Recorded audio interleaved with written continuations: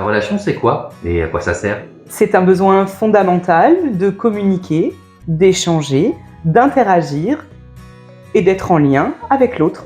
Qu'elle soit intime, familiale, sociale ou professionnelle, la relation existe et nous avons le choix de la faire évoluer tout le long de notre vie. Quelle est la relation la plus importante? La relation la plus importante, c'est la relation que j'entretiens avec moi-même. Parce que quand je suis à l'écoute de moi-même, je peux ensuite entrer en relation avec l'autre d'une manière beaucoup plus convenable, beaucoup plus écologique et qui soit confortable pour les deux parties de la relation. Ce qu'il faut retenir, c'est que ce que j'ai vécu au cours de mes premières années de vie influence forcément et conditionne mes relations futures. Et alors, en quoi ma façon de communiquer peut-elle influencer ma relation à l'autre?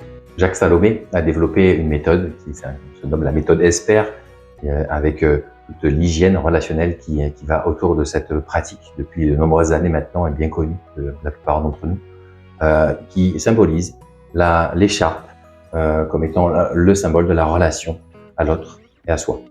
Du coup, je te la confie. Merci Michel. Donc dans une relation, nous sommes toujours trois. Moi, l'autre et la relation. Je suis responsable à 100% de ma partie de relation et l'autre est responsable à 100% de sa partie de relation. Je suis également responsable de ce que je mets dans la relation, comment je m'exprime, et je suis responsable à mon bout de la relation de comment je reçois ce que l'autre a voulu m'exprimer. Et c'est déjà beaucoup. En revanche, je ne suis jamais responsable de comment comprend, entend ou reconnaît ce que je tente d'exprimer ici, de ce côté. Si je ne fais rien quand la relation se tend pour dire « Karen, j'ai la sensation que notre relation est abîmée en ce moment. J'aimerais qu'on trouve une solution ensemble. Comment pourrait-on faire ?» Je suis d'accord Michel, parce que moi aussi la relation a atteint des zones d'intolérance de mon côté. Du coup là, on peut aller plus loin et chercher ensemble comment nous pourrions nourrir cette relation, chacun à notre bout, autrement. Si je ne fais pas ça, qu'est-ce qui va se passer?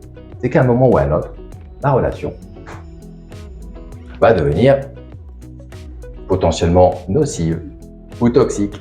Sympa? Est-ce que tu peux agir sur cette Non, je la relation? subis beaucoup cette Ah bon? relation. Ouais. Qu'est-ce que tu peux faire dans ce cas? Moi, je peux partir. Et là, je suis avec mes deux bouts de la relation que j'ai voulu contrôler, mais je n'ai plus accès à Karen. Si je veux avoir raison, j'adore avoir raison. Et toi, t'aimes avoir raison? Oui. Ça, j'aime pas. Et donc, je veux avoir raison. Donc, j'essaie de te convaincre. Mais Karen aussi, elle veut avoir raison. Allons-y. Alors là, on veut tous les deux avoir raison. C'est pas sympa du tout. Et là, il va falloir trouver une solution aussi, rapidement. Parce que là, on n'est pas en communication. On n'est pas dans une relation saine. On est dans quelque chose qui devient toxique, qui devient douloureux, qui devient souffrant et qui va diminuer toutes mes capacités à m'épanouir dans ma vie et dans ma relation. Et si là, on n'arrive pas à trouver une solution ensemble, on a besoin peut-être de demander de l'aide. C'est possible de demander de l'aide. Nous avons le droit de demander de l'aide. Parce que si, à ce moment-là, on ne demande pas de l'aide, vous savez ce qui va se passer?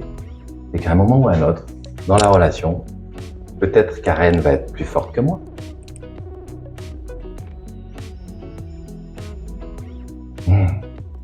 Tu respires bien? Non, je respire pas bien. Je vais changer de couleur à un moment donné. Et là, c'est vraiment désagréable. C'est vraiment douloureux. C'est vraiment quelque chose là qui me prive de toute ma puissance, de toute ma capacité à agir, à interagir. Et là, je suis dans une relation toxique, violente, abîmée, voire dangereuse pour ma santé émotionnelle, psychologique, affective, sexuelle. Et ça, non, jamais, rien ni personne ne portera atteinte à mon intégrité. Et si je n'arrive pas à me sortir de ça, parce que c'est trop difficile, je demande d'aide. Nous sommes à votre disposition au point relais famille de la communauté de communes Provence-Verdon sur des temps de permanence anonymes et gratuits. N'hésitez pas, toutes les informations sont en commentaire sous la vidéo.